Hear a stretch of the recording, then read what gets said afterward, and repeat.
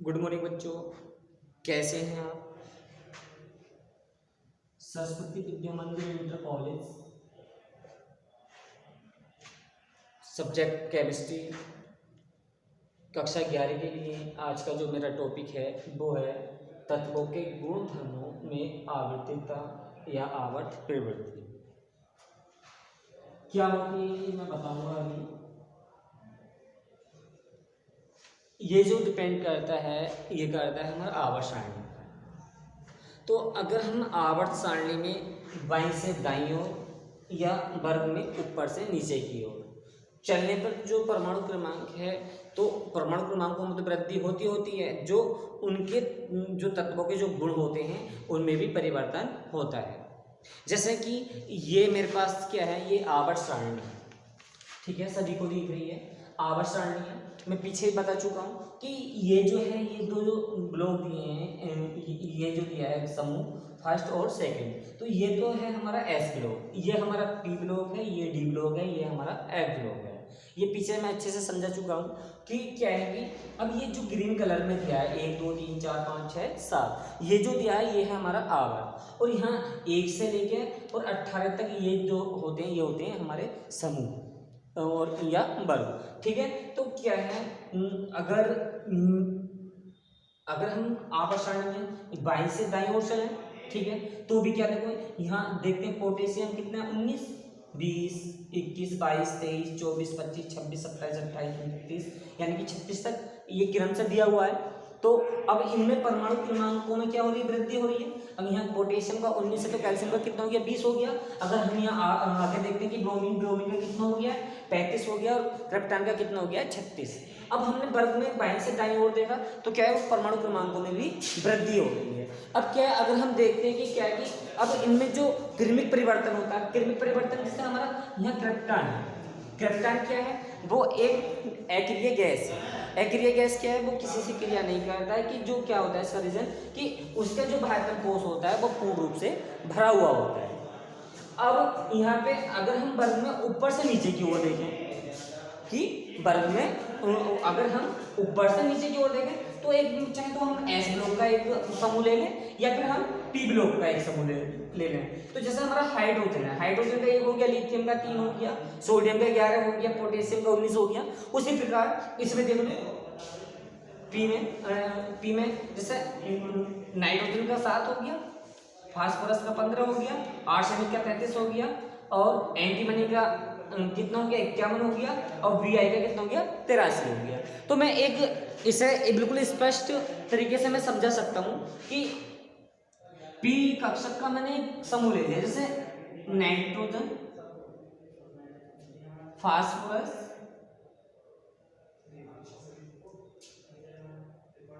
Antimony और bismuth. यानी कि इसे हम ट्रिक के द्वारा भी पढ़ सकते हैं कि नेपाल, पाकिस्तान, ऑस्ट्रेलिया सब भिखारी, ठीक है, ये याद करने की ट्रिक है। अब क्या है कि अगर हमें देखना है, जैसे मैंने बताया कि इन दोनों के जोड़े बना लो, बना देंगे। अब हमें पता है कि नाइट्रोजन का परमाणु क्रमांक जो होता है वो कितना होता है 7 होता है। अगर हम 7 में 8 जोड़ें तो कितना हो गए 15 हो गए, ठीक है। और यहाँ क्या है 15 में फिर 8 जोड़े, कितने जोड़े हमने 18, 15 18 कितना हो गया 8 और 5 13 का 30 हाथ से लगे 1 तो 33 हो गया। 33 में फिर 18 जोड़ दो तो ये कितना हो गया 8 3 11 का 1 और 3 4 और 5 51 हो गया। 51 में कितने जोड़ दो 32, तो ये हो गया हमारा 83। अब क्या है, ये जो है हमारे क्या है, ये देखो यहाँ कितना है 7, 7 से कितना हो गया 15 हो गया, 15 से 33 हो गया, 33 से 51 हो गया, 51 से 83 हो गया। उसी प्रकार क्या है कि यहाँ 8 18 18 32, ये क्या है, ये हमारा एक इलेक्ट्रॉनिक विन्यास का रूप है। तो क्या होता है इसमें, अगर ये तो मैंने बताया कि वर्ग में ऊपर से नीचे की ओर, अगर हम वर्ग में दाईं ओर से बाईं ओर चलते हैं, जैसे कि क्या है, जैसे यहाँ से ले लो पी bromine, boron, carbon, nitrogen, oxygen, fluorine और ये नियोन। तो अगर यहाँ कार्बन, इसका बोरान का कितना 5 है, कार्बन का कितना 6 है, नाइट्रोजन का 7 आ गया, ऑक्सीजन का 8 आ गया, फ्लोरीन का 9 हो गया और इसका 10 हो गया। अब जो हमारा बोरान है, बोरान परिवार हो गया, कार्बन परिवार हो गया, नाइट्रोजन परिवार हो गया, ऑक्सीजन परिवार हो गया और फ्लोरीन परिवार हो गया, और ये जो हो गया हमारा ये एक्रिया गैस, यानी कि इससे ऊपर क्या होता है वो हीलियम होता है। तो ये जो है ये सब एक्रिया गैस होती है, ये हमारे हैलोजन तत्व कहलाते हैं। अब इन तत्वों की अपनी अलग अलग विशेषताएं होती हैं और अपने अपने अलग अलग गुण होते हैं। तो क्या है ये, अगर हम सबसे पहले एक एक्रिया गैस बता लें, एक्रिया गैस क्या है, तो ये इनका जो बाह्यतम कोश है, इनका जो बाह्यतम कोश होता है वो पूर्ण रूप से भरा हुआ होता है। अगर हम यहाँ न्यूटन तोड़े एन कितना होता है 10, तो इसका 2,8, ठीक है, 8 2 10, तो अष्टक जो है वो पूर्ण रूप से भरा हुआ है। अगर हम 1s2s में देखते हैं तो 1s 2s 2p 6, देखो s में 2 कक्षा, दो इलेक्ट्रॉन है, इस s में भी 2 इलेक्ट्रॉन है। अब s में क्या है, तो एक कक्षा होती है, एक में 2 इलेक्ट्रॉन रह सकते हैं। अब p में कितने होते हैं 3, तो 1 2 3 4 5 और 1 6। देखा कि कितना, अगर हम यहाँ देखते हैं बोरान, बोरान का कितना होता है 5, तो इसका जो है 1s2 और 2s2 और 2p1, तो कहाँ 6 और कहाँ 1 होगी ना, होगी अंतर। अगर हम y से दाईं ओर चले या फिर हम वर्ग में ऊपर से नीचे की ओर चले, तो नीचे या इधर की परमाणु क्रमांकों के साथ साथ वृद्धि तो होती होती है, और उनके जो है जो किरणिक तत्वों का जो किरणिक परिवर्तन होता है होता ही है। अब इसमें क्या है, जो ये विशेषता है वही हमारी आवृत्तिता कहलाती है। ठीक है, इसकी परिभाषा मैं लिख देता हूं अभी।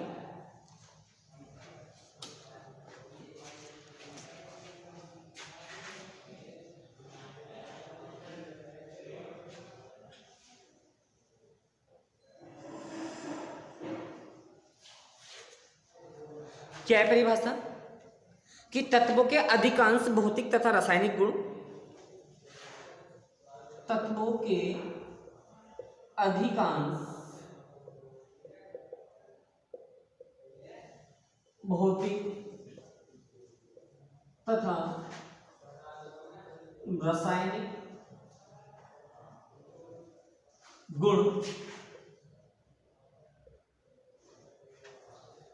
रासायनिक गुण जो होते हैं वो उनकी इलेक्ट्रॉनिक संरचना पर निर्भर करते हैं। उन तत्वों की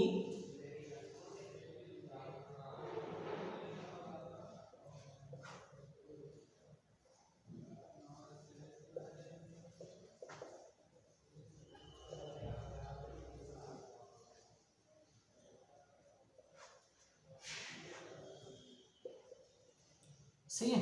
अब तत्वों का जो भौतिक या रासायनिक गुण है वो काय पर निर्भर कर गया है, वो हमारा इलेक्ट्रॉनिक संरचना पर निर्भर कर गया है। अब इसकी जो वर्णन की किसी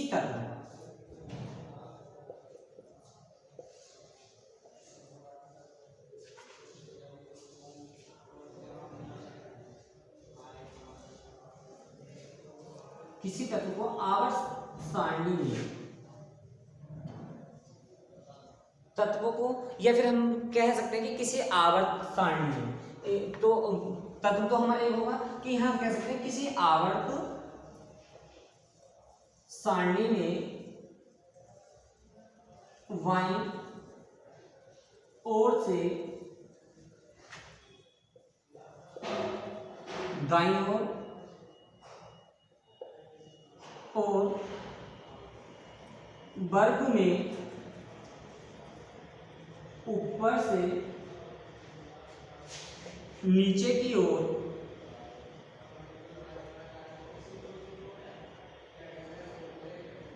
जाने पर परमाणु क्रमांक में वृद्धि के साथ साथ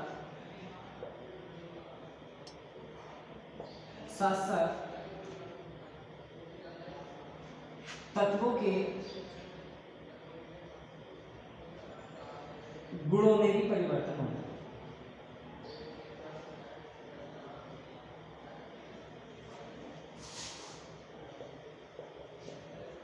होता है, जिसे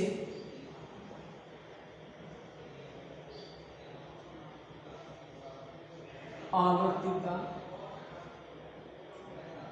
क्या है, ठीक है, ये इसकी परिभाषा होगी।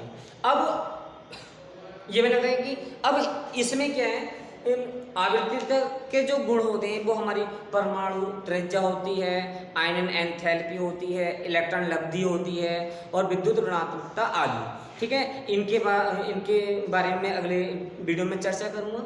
इसे फेयर कॉपी में नोट करना है। धन्यवाद।